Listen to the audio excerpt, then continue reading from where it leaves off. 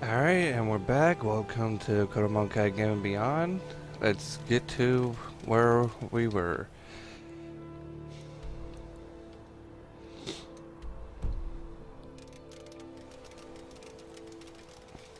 Let's see. Last episode, or this current stream, we were talking about the backstory on how we are a mixed breed race.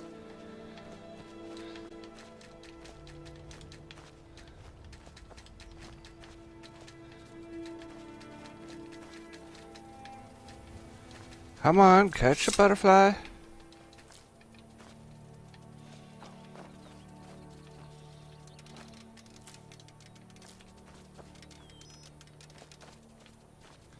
And going on how she came to be.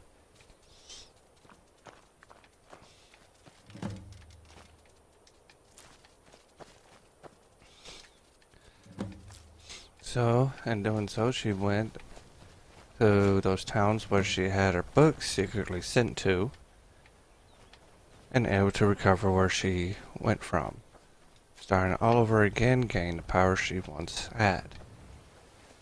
But this time going to become an immortal lich.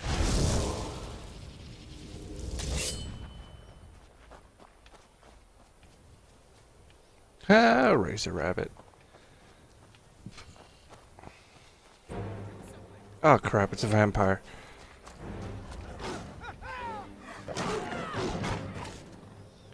I need backup.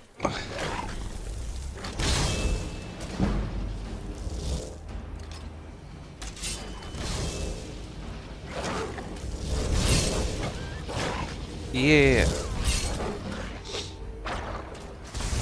However, in the faction choices,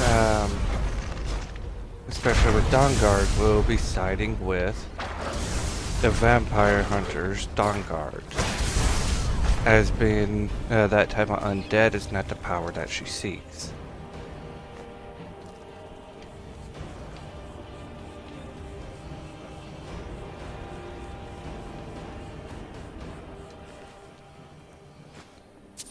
So instead she'll become an undead, but an immortal that definitely cannot die.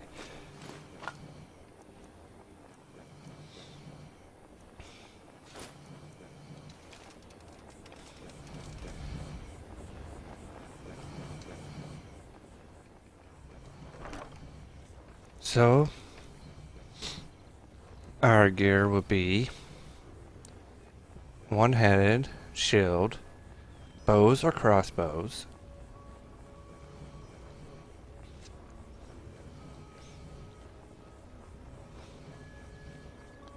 or should I say bows and crossbows, preferably the crossbow.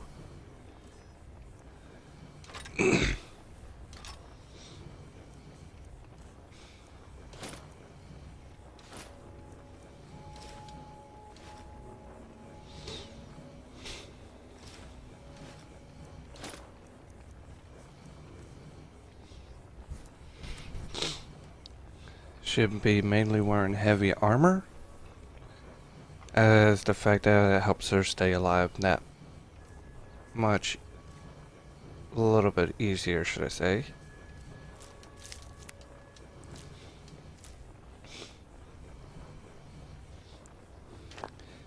She won't be using any two-handed weapons unless you decide to do so to mix up her playstyle as a warrior.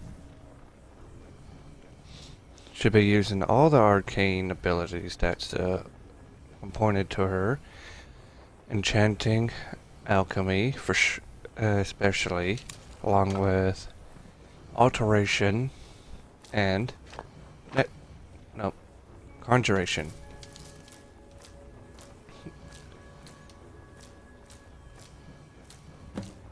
She will summon Daedra, but her main focus is the undead.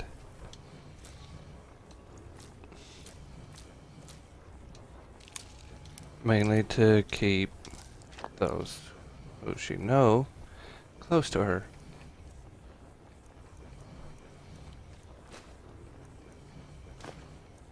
and still alive.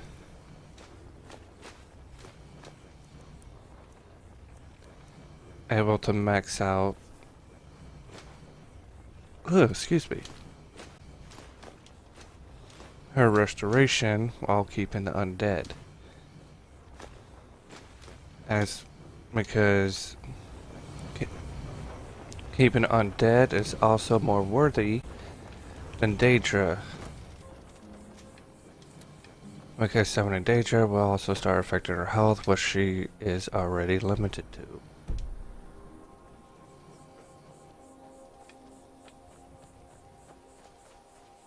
So let's take a peek at the skills.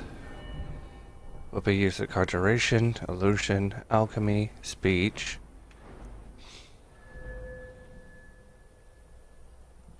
We're not much of a sneak person, but over time we'll start unlocking it after we believe we start staying alive.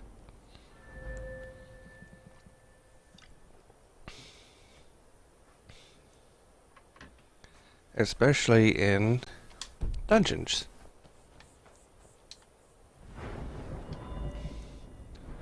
Destruction.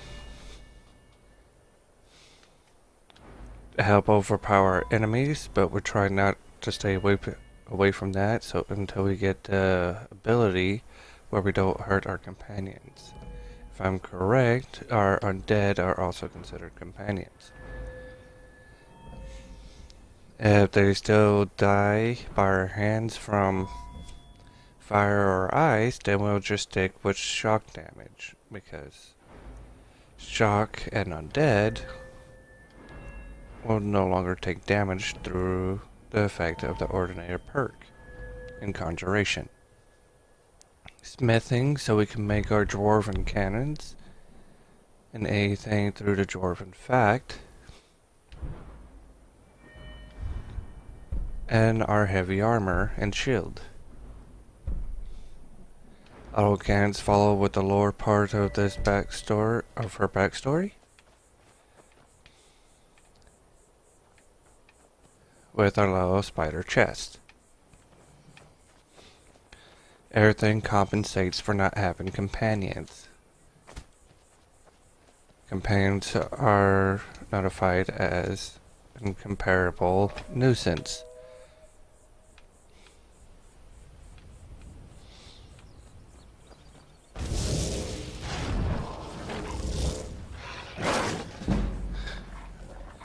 No, no, no you don't.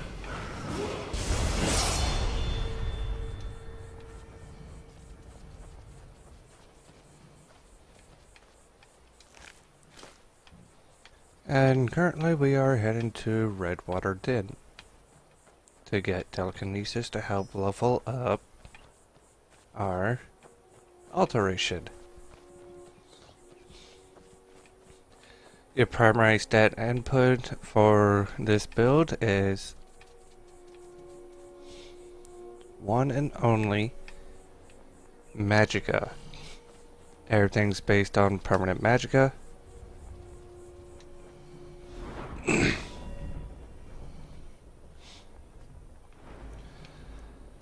And for that reason, as a lot of your spells, or abilities, should I say, will increase by 1 for each certain amount of points of base Magicka, which is your permanent Magicka. That goes for alteration, giving you more spells. Conjuration, more skeletons to summon for each 75 points. I do believe there's more, but I am officially to obtain that knowledge at this moment. But morals of the point is that you will be needing base Magicka to increase certain abilities.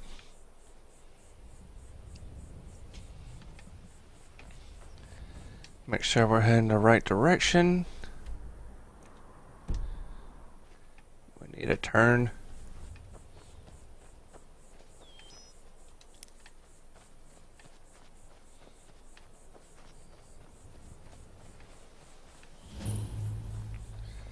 And here we are.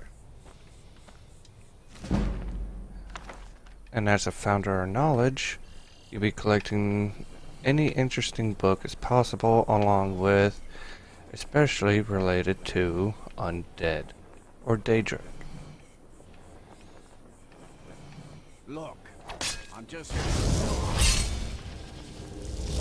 I just did that.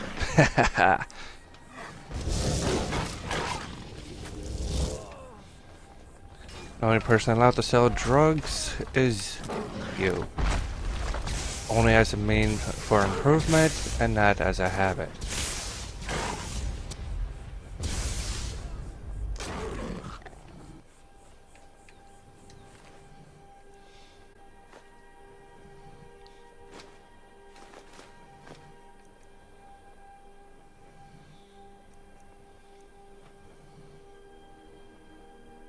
We really don't want to collect arrows as much due to the fact that they have carry on survival.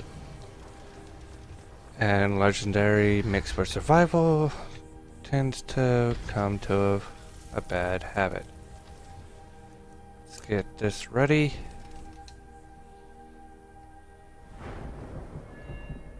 And we need to eat. Food.